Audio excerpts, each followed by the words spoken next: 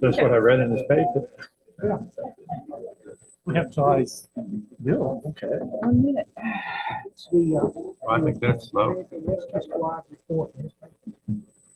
I haven't read it yet. Okay, I'm going to read it tonight. Madam Chair, you are live. Good evening. Welcome to the Monday, August 12th, 2024 Board of Supervisors meeting. This meeting is now called to order. Ms. Witten, will you now conduct the roll? Supervisor Day. Here. Supervisor McDaniel. Here. Supervisor Lyons. Here. Chair Ayers. Here. And Supervisor Lewis is absent. We will now offer an invocation followed by the Pledge of Allegiance. Those attending are not required to participate, but if you'd like to join us, please stand. Heavenly Father, we thank you for your many blessings this beautiful day and the much needed rainfall. We ask that you instill in the supervisors the knowledge and the courage to make the best decisions for the county. And we ask that you continue to bless the citizens of Rockbridge. Amen. I pledge allegiance to the flag of the United States of America and to the republic for which it stands, one nation, under God, indivisible, with liberty and justice for all.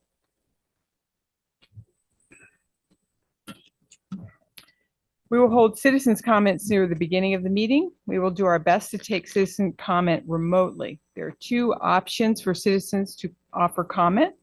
To join by telephone, you may dial in to one of the numbers listed on the county website. Webinar ID and password are there for your convenience. Citizens wishing to simply view the meeting live or after the fact can do so on the Rockbridge County Board of Supervisors YouTube channel, also available on the county website. If you wish to make a citizen comment as a Zoom meeting participant, you will use the raise your hand feature. You can press the raise hand button on the bottom of your Zoom window or press *9 if you are calling in by telephone. Are there any changes to the agenda? I have none. Next, resolution honoring Melissa Hennis for service on the Planning Commission. Lyons. A resolution of appreciation presented to Melissa C. Hennis, who served on the Rockbridge County Planning Commission and the Rockbridge County Tourism Corridor Overlay Board. Whereas Melissa C. Hennis was appointed to the Rockbridge County Planning Commission on March 12, 2018, and was appointed to the Tourism Corridor Overlay Board on January 10, 2022. And diligently served as a dedicated member of the Planning Commission and the TCO Board. And whereas Ms. Hennis has served as the chair of the Planning Commission since January 12, 2022, and has served as vice chair of the TCO Board since February 1st, 2023. And whereas Ms. Hennis, during her 6 years on the Planning Commission, aided the county in her role by reviewing nearly 100 special exemption permit applications, over 20 rezoning applications, and assisted with the 2024 update to comprehensive plan. And whereas Ms. Hennis assisted the Planning Commission in making sound recommendations to the Board of Supervisors for commercial and residential developments, including numerous applications associated with special event venues, transmission line rebuilds, campgrounds, solar projects, and numerous zoning text amendments and zoning map amendments. And whereas Ms. Hennis, in her role on the TCO Board, aided the county by reviewing numerous site plans and building elevations, including recent new commercial construction projects such as True Hotel by Hilton, Resident Inn by Marriott, Chick-fil-A, Dunkin', Dollar General, and many other quality projects along the corridors. And whereas Ms. Hennis was considerate of all applicants and conducted meetings in a respectful, efficient, and unbiased manner. Now, therefore, be it resolved that the members of the Rockbridge County Board of Supervisors wish to express their deepest appreciation to Melissa C. Hennis for her willingness to serve the citizens of Rockbridge County as a dedicated and effective member of the Rockbridge County Planning Commission from March 12, 2018 to July 10th, 2024, and on the Tourism Corridor Overlay Board from January 10th, 2022 to July 10th, 2024, adopted this 12th day of August, 2024. Is there a motion to adopt the proposed resolution? So move. Is there a second? Second. Mr. Lyons, Yes. Mr. Day, Mr. McDaniel, and the chair votes yes. Melissa, will you come up and have a picture with us?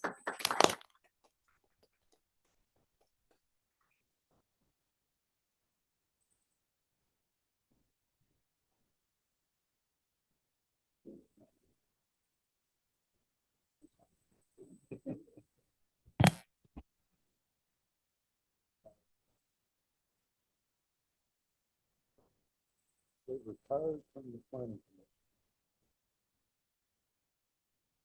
Thank you.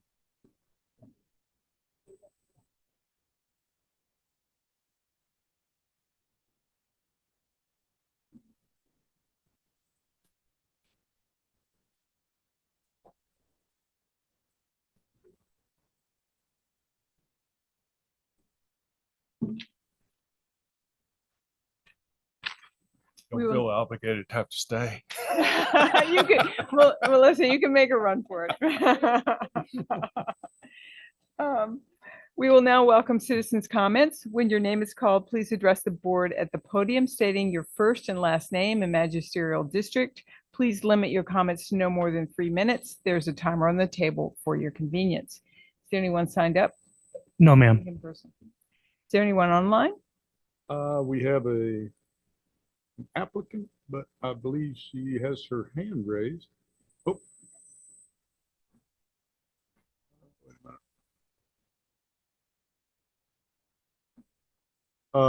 River, you got your hand raised, but I'm assuming you want to wait until your item comes up.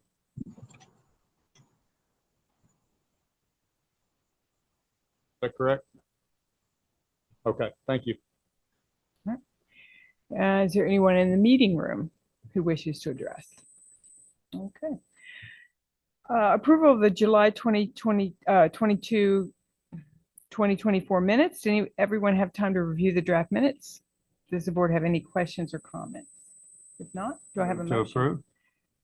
Is there a second? Second. Mr. Lyons? Yes. Mr. McDaniel? Mr. Day? And I vote yes. County financial report and appropriation resolution. Yes, we have the county treasurer, Ms. Weitzel, to present the uncollected tax report for FY24.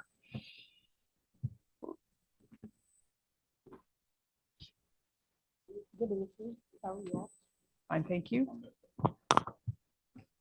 Good evening to the board. I think in your packets you have spreadsheet for the delinquent county taxes. All that have it. What is that percentage? Where are we? Percentage wise, I have amount wise. This.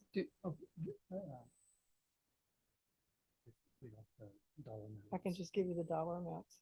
Well, I just wonder, usually we're in the 90-some percentage of, and just wondered. I can tell you we're not far off from 2023, which is in my book very good considering it's a learning curve. So we are not far off. Which is, yes, it tracks very closely to last year's. Yes. Okay, The numbers do. I did not look at the percentages either. I was looking at the Okay. total numbers. That's just But always I what can- I look at. Sure. So if you don't mind, sometimes. if We you can don't- get back to you. That would be great. Thank Sure. you. I Yeah, yeah. will. Thank Thank you. Yes, so for FY 2024, our total revenues was $59,460,736. Total expenditures of $58,934,718, or a difference of a surplus of $526,018, which is a little bit up than what I had estimated. So that's really good. The sales tax for the year was at $4,172,978, or 99% of the estimated budget. Mills tax revenue was $3,247,299, or 118%. And lodging tax actually did end up coming out a little bit better, 84% of the estimated budget, but at $1,557,253. We'll have the July financials report ready at the next meeting in August. But we do have the bills for this period, which total $1,595,213.26 for resolution. Gentlemen, any questions for Mr. Harrison? Make a motion to adopt as presented. Second. Mr. McDaniel, Yes. Mr. Lyons, Yes. Mr. Day, and I vote yes. Review of the Natural Bridge Drag Strip Annual Report. Mr. Slade. Bear with me here. I'm gonna pull this up.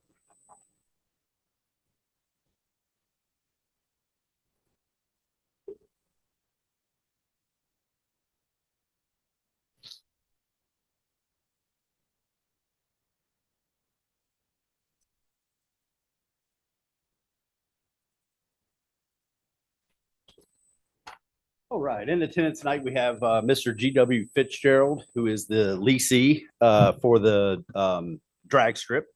With that being said, this is the 2024, if you will, annual report.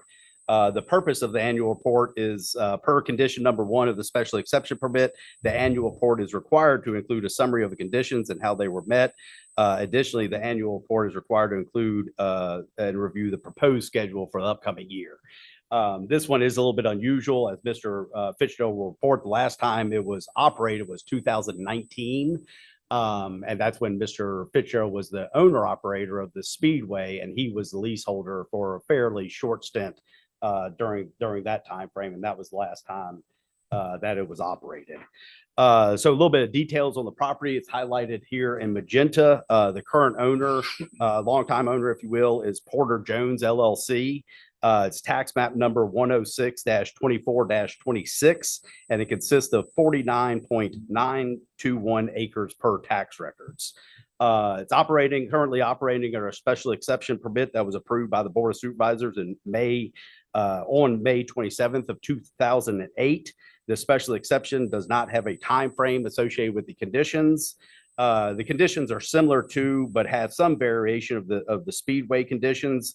When both of them were developed, they were owned and operated by the same person. They are two separate ordinances and two separate owners for quite some time.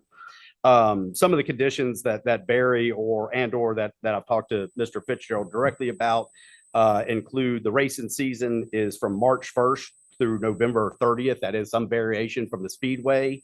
Not much, but it also goes on to say to maintain the existing tree screen between the drag strip property and the property of Mr. and Mrs. Flint. That would be to the south. Let me put my laser pointer up here. So again, the Speedway property is located outlined in magenta, and so the Flint property is here to the rear. And the ordinance does say maintain existing fencing and existing tree screen between those properties.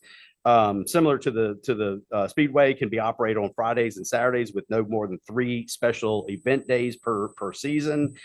Sundays may used for no more than 3 events, including rain delays or rain days, which shall be Saturdays only. And then the last one that has some slight variation is the Friday season. Friday night is my original understanding that Friday was for a chance for kids, if you will, young adults, kids to get off the streets and have somewhere safe to drag strip. And so we do have a condition on the existing special exception permit that we're currently operating, stating that mufflers shall be required on all cars racing on Fridays. With that being said, the only other sort of condition that I've talked to Mr.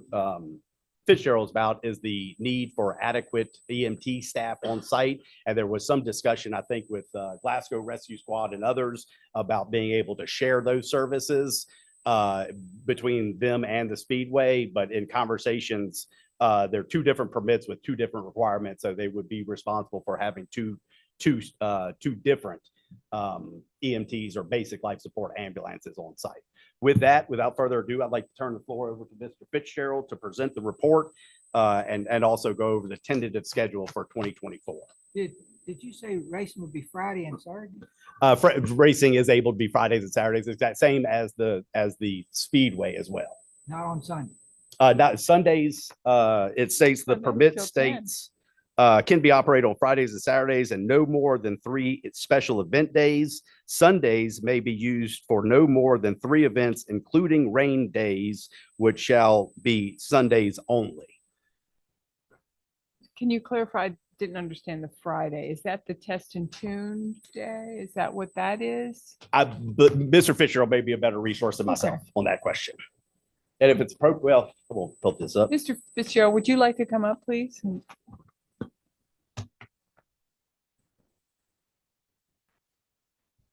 All right, let's see. Let's see what I got here. Well, first I want to thank y'all for consideration and potential to open this thing back up. It's been down for 5 years. And it's since we don't have any local drag strips open, there's nowhere for nobody to go. East side in Waynesboro closed down and most of them were going there. And now they got to drive about 2.5 hours to either Dinwiddie or Summerduck or Mason Weapon, Maryland. I mean, there was a long ways to go. And this thing here is right here. So I've had to do a lot of work to try to open it back up. It got vandalized and they demolished the bathrooms and tower. And when I sold the dirt track in 2021, it happened after that. And I've been really spending a lot of money trying to get it open. But anyway, the last time we ran in 19, and we only run like 8 races because we didn't have a lot of input. East side went from Friday nights to Saturday nights. And when they went to Saturday nights, they killed us. They used to run on Fridays and Sundays. So when they went to Saturdays, we didn't have nobody. Everybody went there. So a lot of nights I even had to give entry fees and money back, and we just couldn't even run. We didn't have enough people. So like I said, I run about eight races and just shut it down early. Let's see what else we got here. Like I said, I decided to lease it late this year because I was in talk with the guy at East Side about leasing it, and then he decided he wasn't going to lease it and he sold it. So we're selling it. So I talked to the owner and she said that she would lease it to me. So I said, well, as soon as I get it all up and going, I had to do a bunch of work. So we're just getting a late start. And I mean, I'm not getting many runs in at all because I mean, even now, if you can run November and weather, I don't know how much it's going to affect it, but I think it would be something good for a lot of people to, local to come and, participate. But another thing on the Friday nights, what that is actually is a test and tune. And that's something that it probably wasn't done back like in 2008 when this was done. What that is, guys come on Friday nights and test their cars and stuff for the race the next day. And plus, I mean, a lot of people just come to test and tunes and don't even race, but they come and test and tune, just test their cars. So they got somewhere to go. It's not off the street and, getting in trouble. So what I'm saying on that is all those cars that usually race on Saturday are most of them the ones that come on Friday. Now you do have street people, like he's talking about kids and stuff. Some people come out to want to test their car and stuff same way. But the fact about the mufflers, those cars that run on Saturdays are the same cars. I mean, the cars run on Fridays are the ones that run on Saturdays. They don't have mufflers. And what I'm saying on that is the dirt track don't have mufflers and they run on Friday night and Saturday. So I don't understand why, that's even in there. But like I said, back when this thing was done, they didn't even have such thing as a test and tune back in. That was just something different. But that's about all I got to say, I guess. And let's ask for your support to open it up. Well, we're not here to say yay or nay to Okay. any of, I mean, is that right, Chris? I thought we were just taking the report. The There's- action would be accepting the report essentially. There's no, in my opinion, there's no approval or denial. of the said It has report. already been approved before us. I mean, am I wrong about No, that? that is correct. That's absolutely correct. So, the ordinance was last amended, I should say, on, May 27th, 2008. And that's still the standing ordinance that we have. And then also the said conditions. There's actually two things, about, mufflers associated with this one. One, it's number 14, mufflers shall be required on the drag strip cars as soon as the standards are adopted by the International Hot Rod Association. That's number 14 of the existing conditions that was included in the board's information for tonight's meeting. And number 16 states mufflers shall be required on all cars racing on Fridays.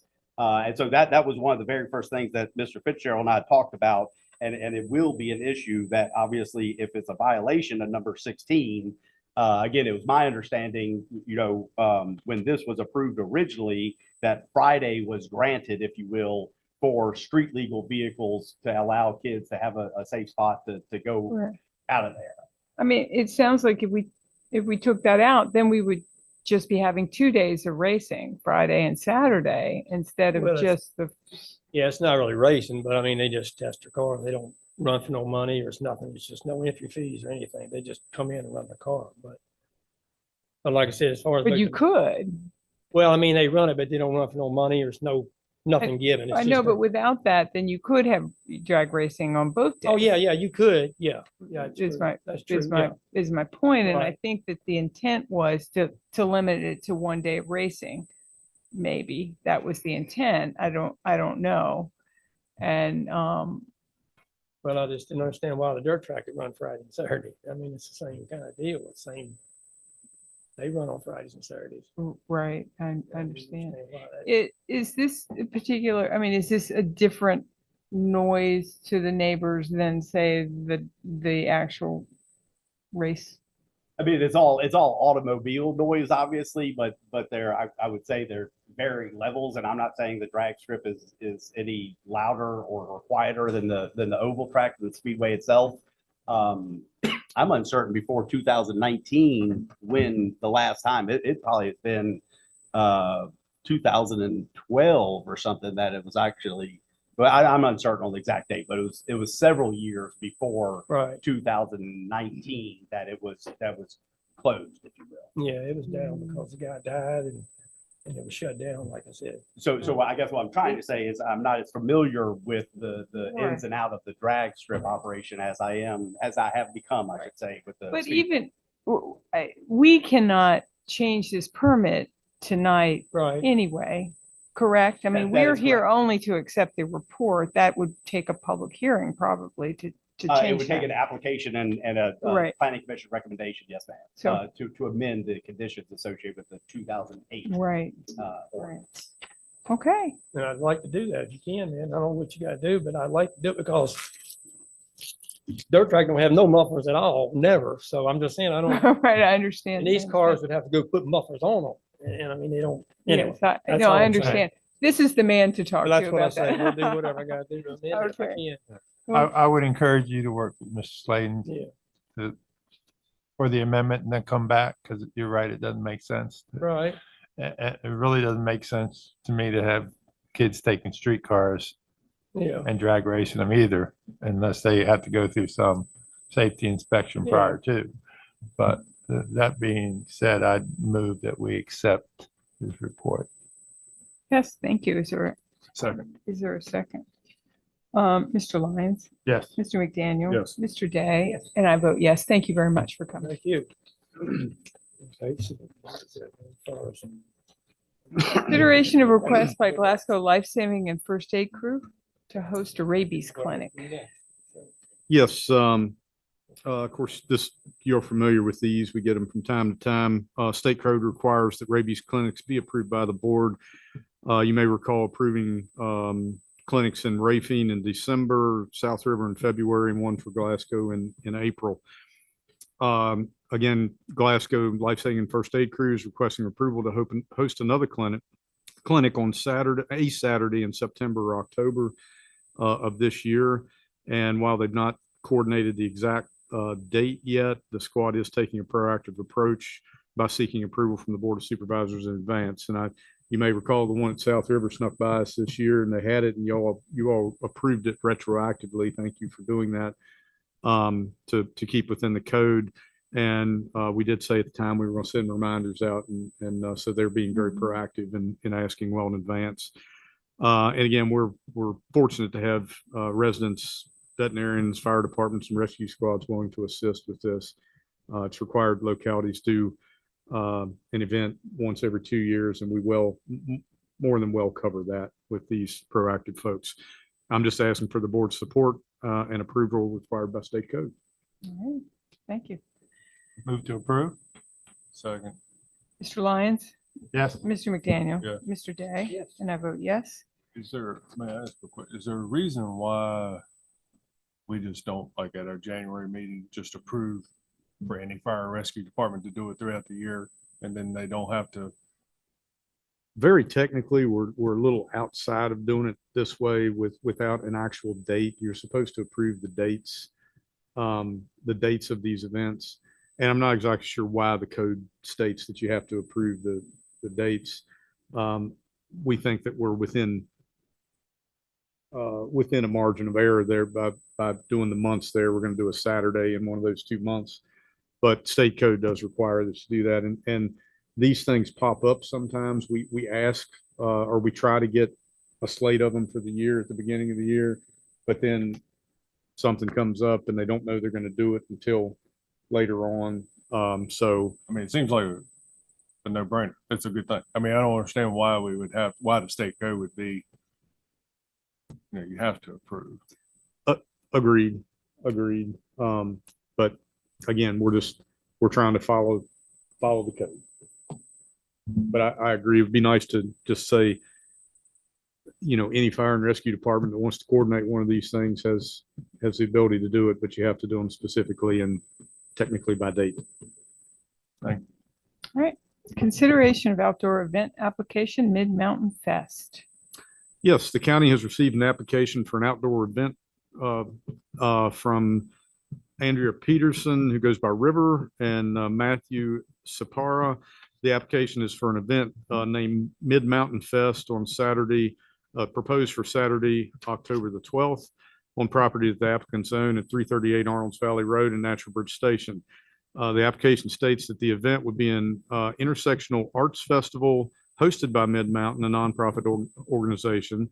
The event will be open to performers and vendors from 9 a.m. On the 12th and ticketed and to the ticketed public at 10 a.m.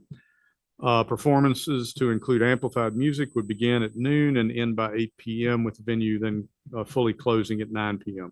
The application states that the adjacent neighbors support the event.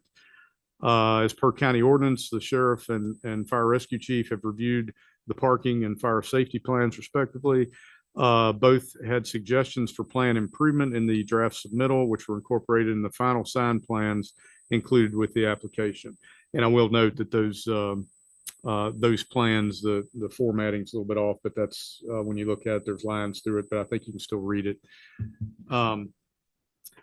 Let's see. And additionally, and based on recent amendments to the county's admissions tax ordinance, Mid-Mountain has requested that the once annual fundraiser exemption from the Commissioner of Revenue, Brooke Tomlin, who has agreed that the exemption is allowable under the code.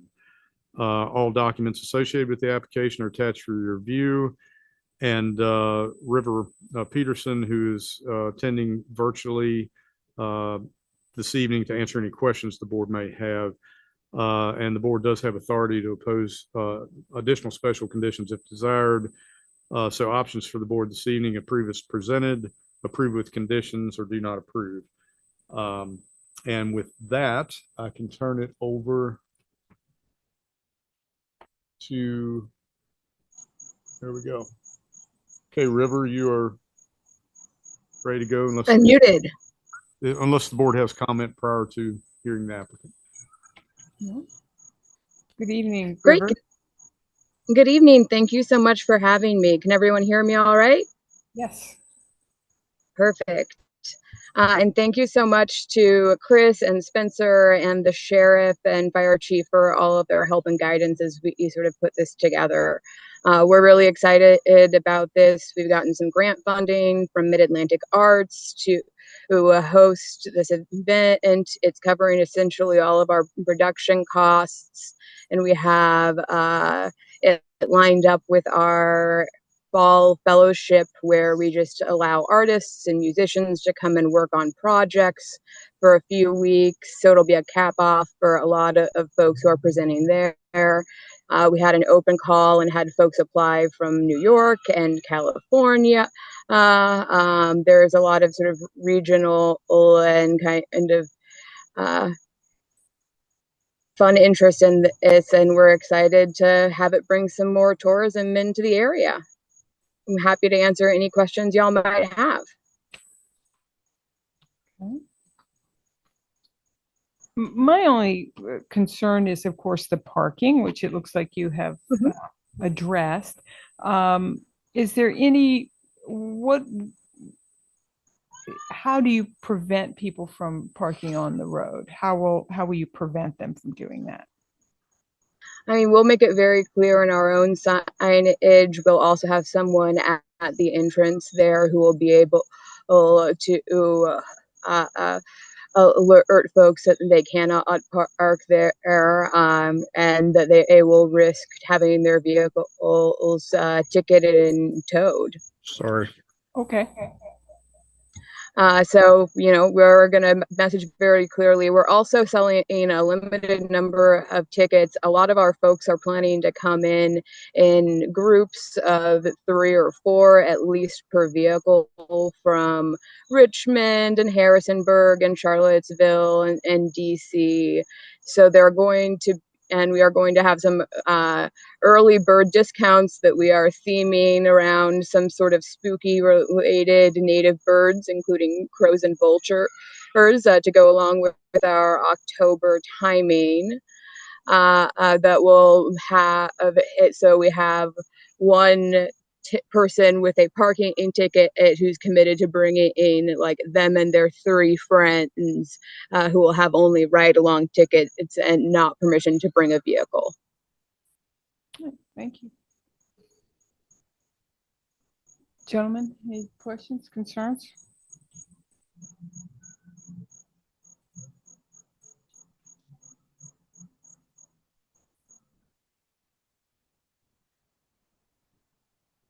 But yeah, we love being here in Rockbridge County. It's been a real joy, as I said, to learn more about everything with Chris and Spencer and the crew, and to just sort of settle in and make friends with all of our neighbors.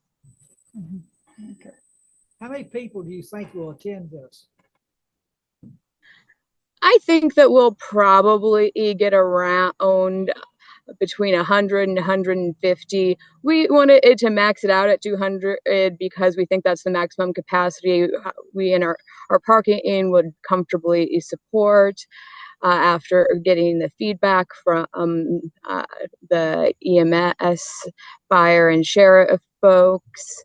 But if we do manage to sell out, that would be great for, we think, tourism or the county, as well as payouts for our artists, because we are running on a cooperative profit share model. Also, we are depending on artists to advertise, bring their friends to come camp with, like at nearby folks like Thunder Bridge and Jelly Stone, as well as the National Forest, and bring some additional revenue in all around, as well as that will help them because of the profit share model get paid more if we do manage to sell out.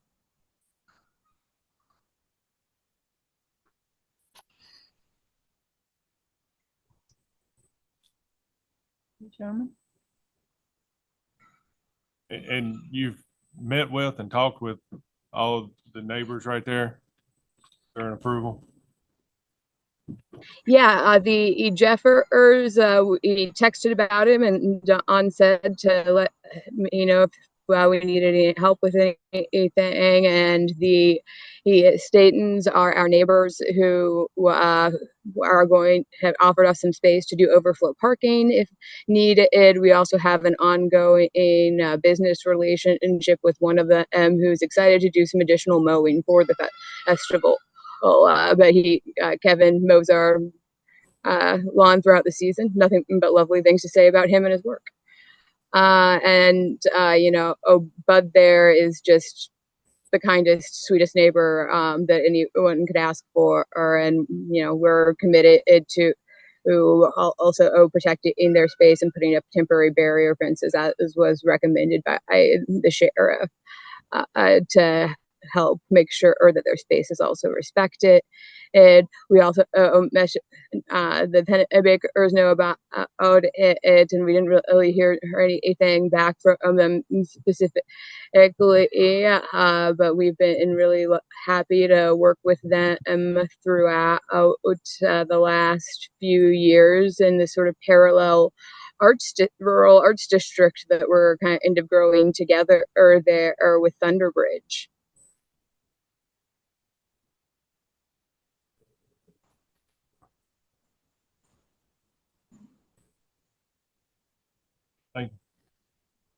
Thank you. Thank you.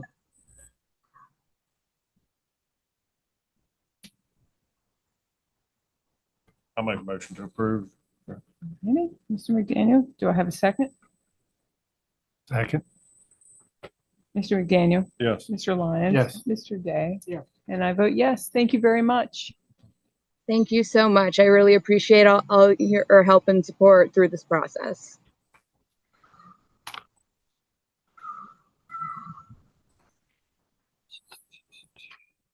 We'll move on to consideration of social media policy. Ms. Flint.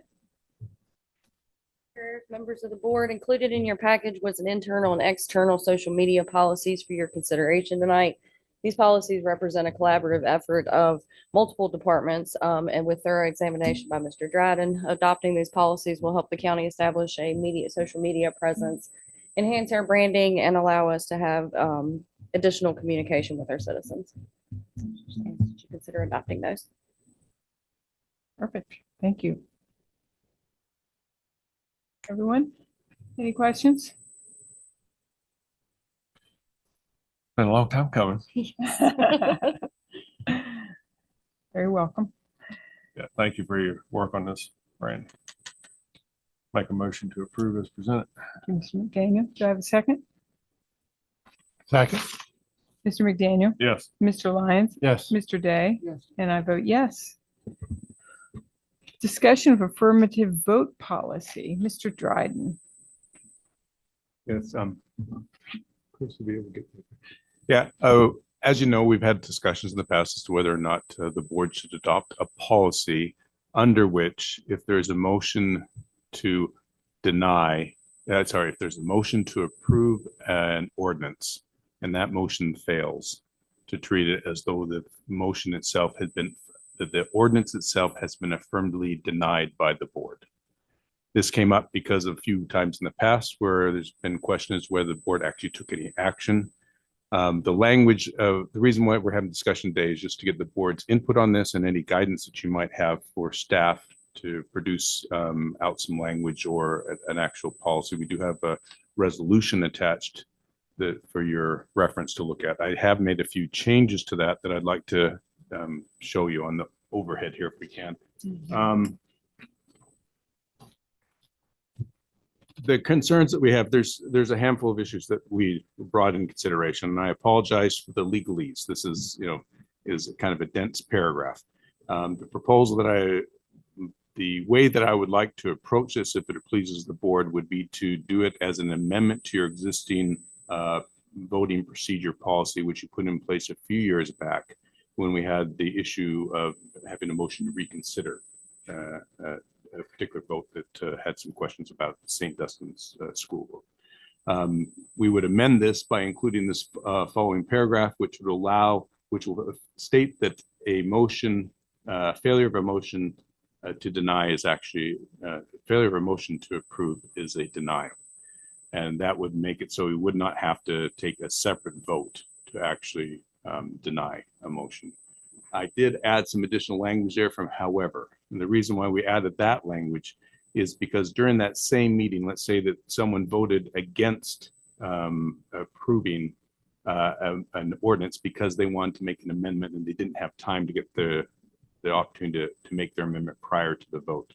This would allow someone who wants to bring an amendment, even though it was deemed a denial of the ordinance, that they can then make a motion to approve that ordinance with the amended language. However, by the adjournment of that meeting, if no motion is made to do so, the only way it could be brought back up would be as a motion to reconsider by the close of the following meeting. Could we go to the next page, please? This, I list out the reasons for doing so and kind of show kind of a simple example what the practical meaning is. The board still has the option just to start out with a motion to deny. And if a motion to deny passes, then it is a denial. But this allows us to say that if they make a motion to approve and if that fails, it would have the same effect as a motion as an affirmative denial. And the final bullet point is the main driver for this is we have an obligation under our land development regulations under section 802-03-4 that we have to take action within 30 days on a special exception permit application by 30 days from the close of the public hearing. And that was the issue we ran into in the past. And so we want to avoid that in the future. You go to the next page, Chris. And there was some question is why don't we also then include it on the opposite side, say that a motion to approve fails, would that be an affirmative denial? And I have a little bit of concern about that. The reasons why I would suggest we don't follow that path is because You mean if a motion to deny fails? yeah, so if a motion to deny fails an approval, yeah, sorry about that. If a motion to, why we don't want to, we would not recommend that doing the opposite, saying that a motion to deny fails is an approval, is because it would require the same language you did before, saying that allows you to add amendments later on, and that would just add another layer of complexity. But the main thing that I think is that the affirmative denial will prevent situations where no action is deemed to need to be taken. So there's no, in other words, if we have the motion to approve being denied, that would cover all situations where we would have the question about a double vote. If you remember last time, we had a motion to deny which failed, and then we had a motion to approve which failed, and we left with the question, there's no action. But if we just deny the part that we recommend, that when a motion to approve fails is a denial, then there'll be no question that there's an affirmative action of the board. So there wouldn't be a need to have the other side. And so, as you can see, the language that we're proposing is complex and takes a bit of time to. But it would not prevent the other side from having a motion to approve. In the last example, I think it was first a motion to deny, perhaps came up first. That did not pass. Right. And it does not prevent someone from having a motion to then go. It does not automatically mean that the motion that the project has failed unless we leave without having another motion. Correct. So there would have to be, if a motion to deny fails, there would still need to be the option for the board to take. You would have to have a second vote at that point. Yeah, to motion to approve. But I actually like that because this is the legislative action of the board. And this is one of your strongest powers, which you do have. And so I do think it's probably important that you to take a vote on a motion to pass. I would suggest that would be the part of the functions which you're required to do. I would suggest that's probably the way it should be done. And that what it would do on a going forward basis, if you think of it, they may remove the need for the board to have a motion to deny. All you need to do would be a motion to approve, and it either passes or fails, and it will solve. That will be the end of it. Though we did make sure we don't cut off the opportunity to amend during that meeting. I think that's important to have that there in case somebody wants to change things. Mm-hmm. So you're saying that there cannot be a motion to deny? No, there can be a motion to deny. We're not removing that. That's still in Robert's Rules of Orders. But I'm saying if we adopt this, there would be no practical reason why you would need to use a motion to deny. You just make a motion to approve and it fails if that's. So if there's a motion to deny and it does not pass with a majority, then does that mean it's approved? No, that's the part that I would rather not do, because we could go that way. So we could actually do them so they're exactly the same. But my view is that just adds a level of complexity. Like even me trying to say this properly and getting the right language going can be complex. And then you saw the proposed language I put up before is rather complex. So I'd rather keep things as simple as we can while still achieving the objective, which be to make sure that there's never a time like we had in the past where we have a motion deny fails and a motion approve fails, and we're left wondering whether action was taken. So it's we could, if you want, I mean, this is totally up to the board, but if the board would like to have it both ways, we could. We just have to have some more complex language. And it seems to me that if we adopt just this on the one direction, that will solve the problem we're trying to solve, which is to make sure that the board always takes action on ordinances. This is only applies to ordinances. If there's other motions, other things, it's, it doesn't apply to those. I mean, so just to ordinances.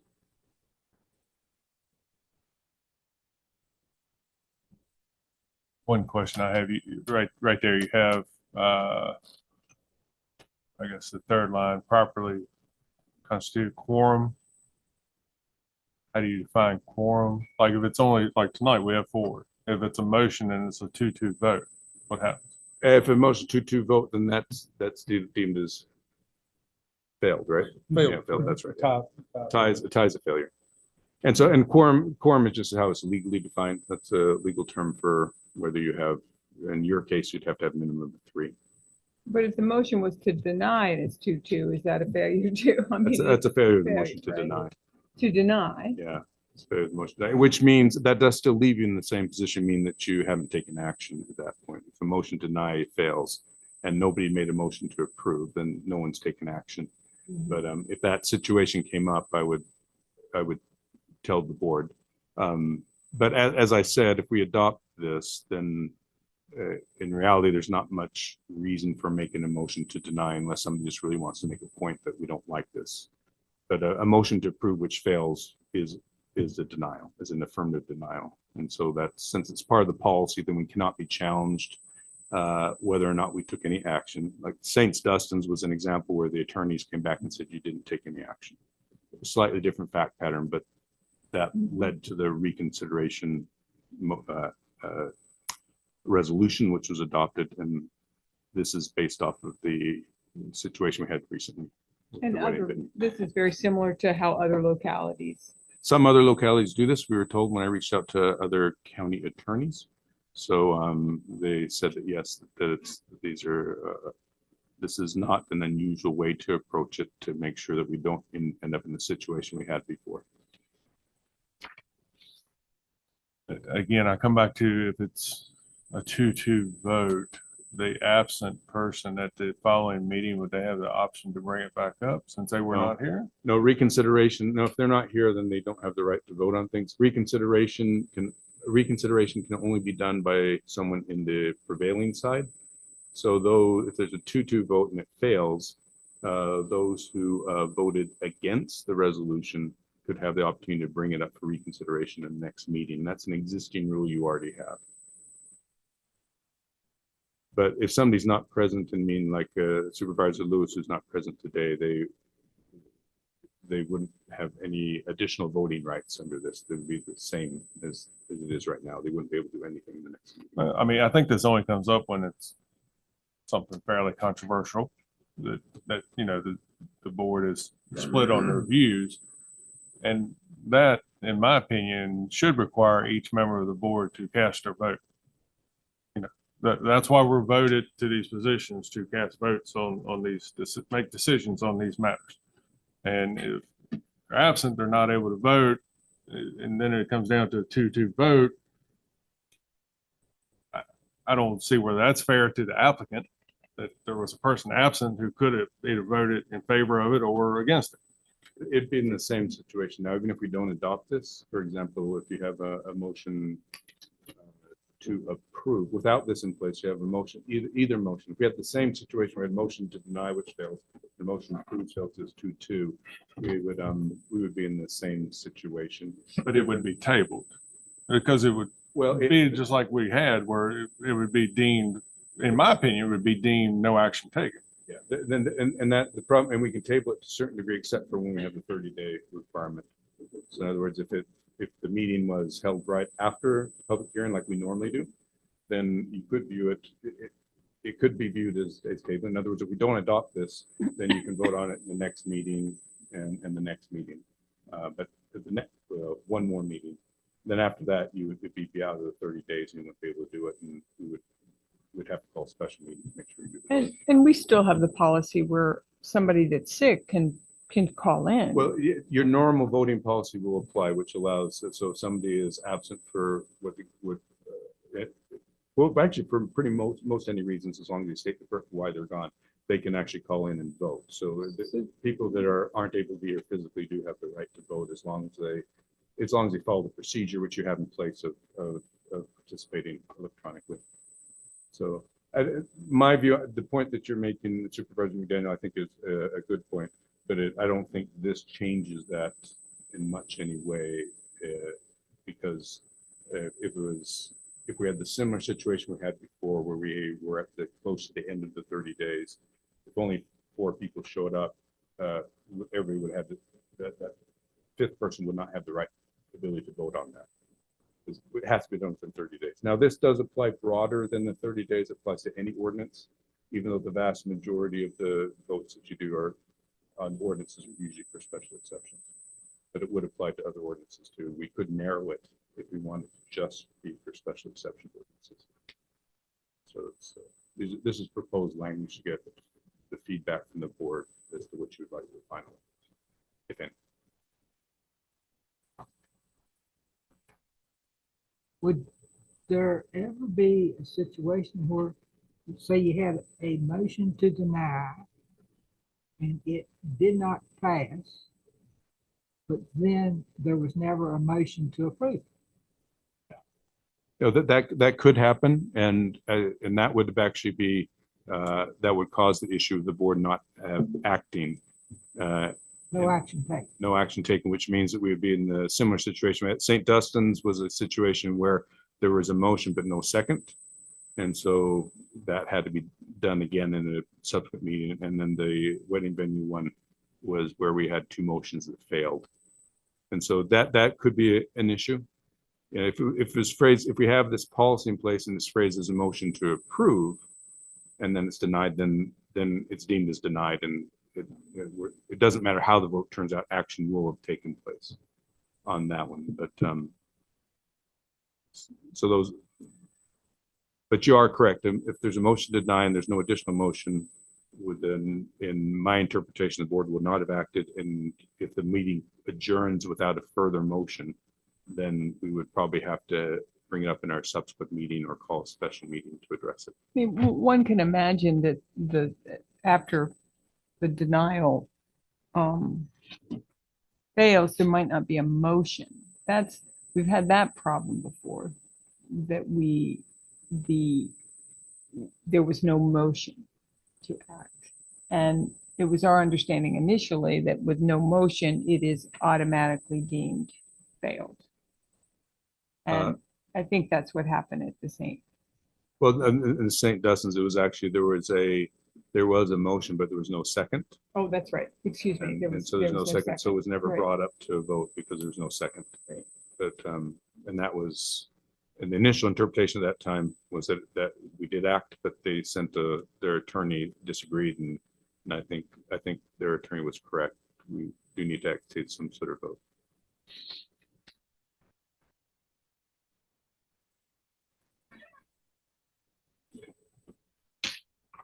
Well, I would like to consider the adoption of it. I mean, I'd like to see the full. Right now, we're just discussing whether we'd like you to follow through with doing this for us, correct? And Mr. Suter raised the point, just to another example, if you want examples coming out here, sorry. Oh, do no, that. absolutely. Is that, give the example, so if, say, the motion to approve fails, and then someone brings up a new motion with amendments, and that one fails, could somebody bring up an additional motion with new amendments? And the fact is, yes, you can. And I think that's the right way to do it, because that's part of the legislative process as you keep on considering what, the board wants to Exactly. do. I don't, Until the close of the meeting, because when the meeting closes, then if you have a motion to approve which fails, and that's deemed a final denial. I wanted to bring that forward because, if you read the heading there, failure of a motion to approve an ordinance is denial of the ordinance. But I'm thinking it would be a different ordinance if it had different conditions that someone proposed. Yeah. So I just want to make sure that was clear about that. Yeah, and we can work on language here to purpose of today's meeting was to bring it before the board for discussion and to receive direction if the board wants to work on more language. Excuse me, do we have to have a public hearing? No, this is just policy, not, so. And so, and being a policy, if the board wants to change things, it's fairly easy to do with the subsequent resolution. This is. Would you, as either administrator or attorney, I think if a motion to approve is denied under this, would one of you then remind the board with the question of, is there a different motion with a different set of circumstances or amendments? Would one of you make that announcement so that board members are aware that they can? We could do that. Because sometimes, when it was denial, sometimes the crowd gets rowdy or whatever, and then there's chaos. exactly. I think that what I'd like to know is a policy that allows the time, very clear policy that allows the time for all of us to leave, knowing that we all did what we were planning on doing, and that no one left feeling like that it was adjourned before they could. And how do we go about doing that? What I think maybe, because as we present the agenda and we have the more detailed descriptions of the steps that need to be taken and things, perhaps that could be included in like in the chair's portion, where we can make sure that I think it'd be appropriate for the chair could ask, does anyone else have an additional motion? And we could include that on the languages provided to you. One thing that we also could, when we adjourn, one person's vote not to adjourn should mean that we don't adjourn.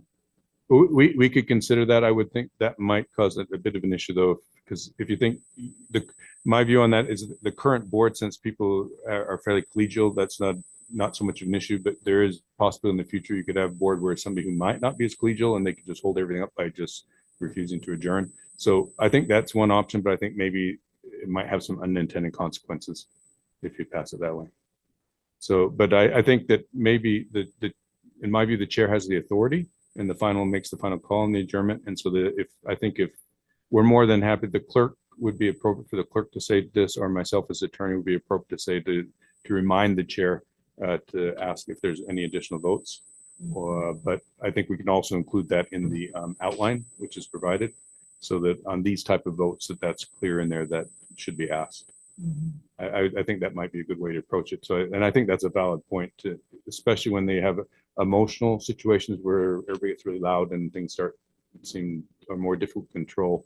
That might give an opportunity just to bring everything together for an additional ask if there's any additional motions or to be done. What happens when we continue a meeting? We don't adjourn it? Then that vote can happen in the next meeting. The only issue that comes on that one is if you have that 30 days, another one still applies. So if you can, and if as long as the meeting's not adjourned, it's still open to do so. And that applies to some of the other Robert's Rule stuff too. Anything that can happen within a meeting. So if it's not adjourned, you do have the option to not adjourn. I think you also have the option within that 30 days that you can continue that item to the next meeting. Yeah, as long as the vote happens in 30, and this is for the special exceptions. And that was right. And so it's and we already know that we don't have to do the public hearing again. We just have to have, if we miss the 30 days, well, we're supposed to act within the close of the 30 days of the public hearing. That's just a hard solid rule. There's not a whole lot of flexibility on that. So if, just taking back to the wedding venue, which is, I guess, why this came up, but motion to deny was failed, then motion to approve was failed.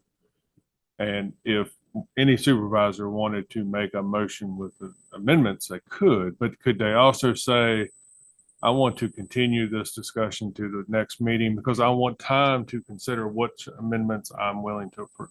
Yeah, there's a Robert's Was rule offered, motion. by the way. And there's a rule under Robert's rules where you can make a motion to continue meeting and the way just not to adjourn it. Now the issue. But I'm saying you can continue the subject, like you're not finished with this matter. You want to bring it up on the next agenda. You can, but if you adjourn the meeting, it wouldn't apply. You have to have the final action before the. So if we didn't take an action, couldn't you make a motion to table it? To the next meeting, yes, as long as it's within 30 days for that one. Mhm, Okay, you do that too, yeah. But those motions take a vote. Yeah, those, which is right. Then Robert's rules, because it needs to be reflect the will of the majority of the board. So if I made a motion to table it, and it was right now a 1-3 vote, 3 against tabling it, Then it would fail, and that it wouldn't be able to be tabled. It has to be the majority. You can, I mean, there are rules that we can look at if we wanted to change those rules, but I would caution against changing many of the Roberts rules because over time, I think they kind of work to smoothest way to run things. And you don't want to be in a situation where one supervisor could hold up the business of the whole board, except for if there's a real strong reason to do that. That's generally why majority is required. But I understand the point you're making. But under this, if we adopt this policy, if the meeting's adjourned and there was and the motion to approve failed, then that's the end. In the subsequent meeting, another amendment couldn't be brought up. And if it's because it's finished. But if you don't adjourn the meeting and you just leave the meeting open, so the next meeting is a continuation of the previous meeting, then amendments could be brought up in that subsequent meeting. yeah, I don't have a problem with the policy. And I agree with you on Robert's rules. The only issue I have is the quorum. I don't like the fact when you have a tie vote that it's. And that's understandable. I think that's maybe a broader question also though on the voting, because right now, even if we don't adopt this, you still, that quorum rule still applies. And the only thing that holds us up on that, we do have that 30 days. So if there's only 4 people here and you're at the end of the 30 days, that the person who wasn't here, unless they made arrangements to participate electronically, wouldn't be able to vote. For some reason, years ago, the board had a tiebreaker. There actually is provision in the statute to actually have a tiebreaker which is an individual. And I don't know why Danny Snyder was a tiebreaker one time, but I don't know why. Well, he was on you mean this was when he wasn't on the supervisors? After he was at the Tyson board. I mean, I can do research into that if you'd like me to explain that, but that is actually a position under statute in Virginia. I feel that we have the ability to continue. We have the ability to just, when we have done this before, when somebody said not ready to, I haven't read enough about this. Can we delay this item and put it on the next meeting? There are all kinds of things that we can do to make sure that all 5 of us feel that they have had the input, the appropriate input. And so I think, I mean, I do think there are other things, but right, you have to get along, right? If you don't get along, there could be some trouble, but right now we all get along. You do? And one thing, keep the 30-day only limit only applies to certain things such as special exception permits. This applies to all ordinances. So some ordinances you could table and address them, several months later if you feel that's necessary. If there was a situation that came before this board and it was denied, can it come back at our next meeting? Only if a motion to reconsider is made by somebody who voted on the prevailing side. So if there's a motion, it was denied, then those who vote against to deny it could, if they Can it- want it reconsidered, they can do it by the end of the following meeting. And it come back if there's substantial change to the request. That'd probably be treated as a different motion, and we have to, if, for example, if it's a special exception permit, they have to follow the procedures to be able to make any changes. And so, so that would, they could bring it back up, but Chris could address the procedures that have to be done. But If it's considered material change, it would be a new application process. But it could come back. I mean, it may not be the next meeting, but it may be the next month or something. It would go to the planning commission, starting the process over. And I will say with the planning commission, we have done extensions by agreement that supersede 802, the 60-day rule with the planning commission. Y'all's is 30, of course. But very rarely does an applicant won't do an extension by agreement because there's still some discussions going on as far as, you usually leaning towards, okay, we're working on the conditions. There's a chance that this will be approved with conditions. So we have done a handful of times the last 20 years, extension by agreement. And if there's a situation that there are two people missing from the board for some reason, serious illness, whatever, the applicant always has the ability to do that, even at the last minute, to extend for 30 minutes. Or 30 Up to days. the public hearing, right? What was your question? Sorry. The public hearing, the applicant always has the ability to continue or to add 30 days on. Well, I think that'd be a agreement, a mutual agreement. I think the board would have to agree to that, I assume. But I think if the public hearing's been opened, you have to have the vote within 30 days of the close of the public hearing. It's my understanding. After the public hearing Yeah, is that's closed. right. As So the if you close of the continue a public hearing, that 30 days your 30 days, the board of supervisors 30 days does not start until after the public hearing. Correct, I but- think what she's asking is the applicant comes in, it's on the agenda for tonight. Applicant sees there's only 3 members here. The applicant doesn't feel it's going to be favorable to their request. Can they, before the public hearing opens, say, I don't want this talked about tonight, I want it on the next agenda? I don't believe so. I mean, I think they could ask that to the board, but I think that's again an agreement. I don't think the board would automatically say, yes, we're doing that, or no, we're not going to do it. I think You don't have the statutory requirement on 30 days though. So if the board wanted to, it could be moved on to something else. But yeah, I think you're right. It's not a unilateral decision by the applicant. It's already on the agenda and the hearing's already set, but.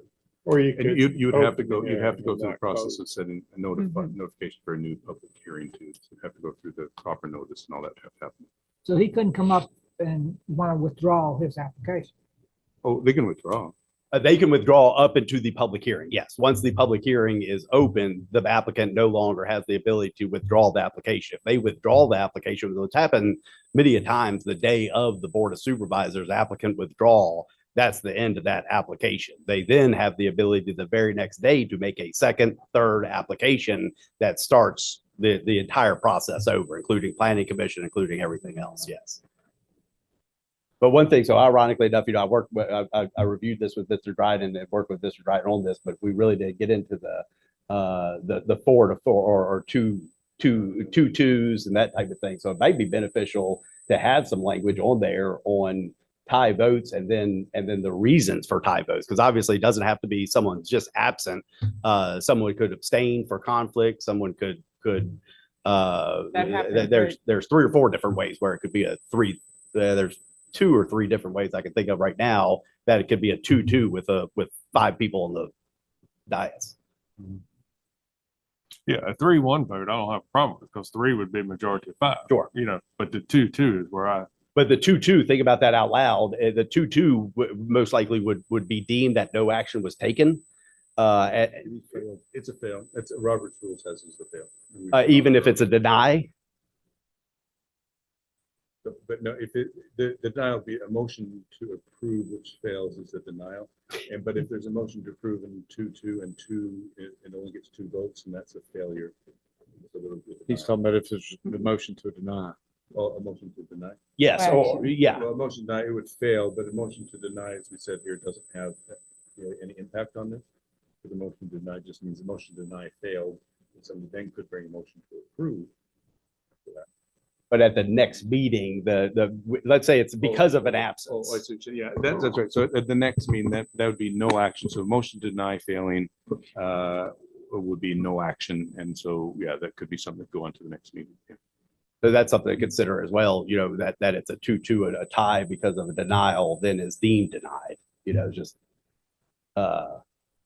Well, due to a tie vote, I should No, say. a motion to deny which fails is deemed no action because, it's not a denial, it's just nothing happened. So that Not would, the same both ways. sure, it would be required to come back through. Yeah, no action would happen. The board would have to do something in the subsequent meeting if nothing else happened in that meeting. Or assuming it's some sort of ordinance which required action within 30 days. But some ordinances don't, and then it could just sit there until the board's ready to act on it. Thank you. All right, sorry, I know this is a bit confusing. I spent quite a bit of time and No, asked Chris to no, walk us through. We appreciate it. But we're happy at at the direction of the board. If you'd like us to work more on some of the language, happy to do so, put things together, and happy to reach out to board members individually during the time to get anybody's opinion on that too. Are you okay with him proceeding on this? Yeah, I mean, I think it's good. It just, once it gets put in, it's in. So we gotta get it right. Make sure all the questions are answered first. Okay. You all right with that, Mr. Day? All righty. Appointments. I think we talked about this earlier. TCO Planning Commission Representative term expires 2/12/2028. Mr. Sladen. Oh, I have talked to an individual that expressed some interest. Oh, a member of the planning commission, obviously, has expressed some interest. But I can't confirm that they are on board. Okay. So good news is we we don't can have wait. a upcoming TCO appointment, so we'll put that on the next agenda and follow up accordingly. I appreciate that. Thank you. Monthly staff reports. Are there questions or comments? Madam Chair, I just, for my finance report, you asked about percentages. Oh, Uh, you've been working for- over there. For the prior June, we're at over 99%. For December, taxes due over 99%. And for the June, we're at 94%. And I suspect that would have been higher if we hadn't had pushed it back to, we pushed the tax due date back to the 21st of June. And anecdotally, whether it's June 5th or June 21st, the couple weeks after taxes are due, this building is still pretty busy with people coming in.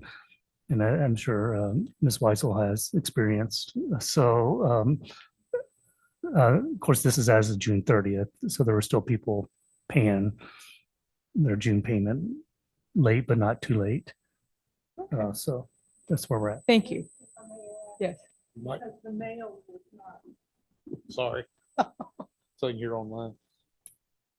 Just to add to what he said, the mortgages and things usually come in on the due date. So our mail and our mortgage companies, a lot of those didn't get worked until July. So they weren't counted. So thank you. Thank you very much.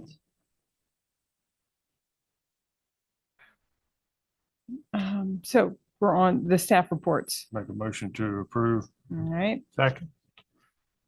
Mr. McDaniel. Yes. Mr. Lyons. Yes. Mr. Day. And I vote yes. Are there any board comments or committee updates? Yes, Madam Chair, I'd like to recognize Mr. Tony Sabrizi, our newest member of the Planning Commission, who's in attendance tonight, so you can put a name with a face, and appreciate him stepping up and accepting. Okay. I'll follow. I'm sure he knows about this. Probably been working on this quite hard. That the high school has opened up the tennis courts for pickleballers, and Raro has been working hard getting those pickleball courts up, and I'm sure a lot of volunteer help, and we appreciate that very much. Yes, I appreciate that. So, anything else? If not, is there a motion to adjourn? Moved. Second. Mr. Lyons, Yes. Mr. McDaniel, Mr. Day? And I vote yes. Thank you all. I mean, I could straw this. along. You can.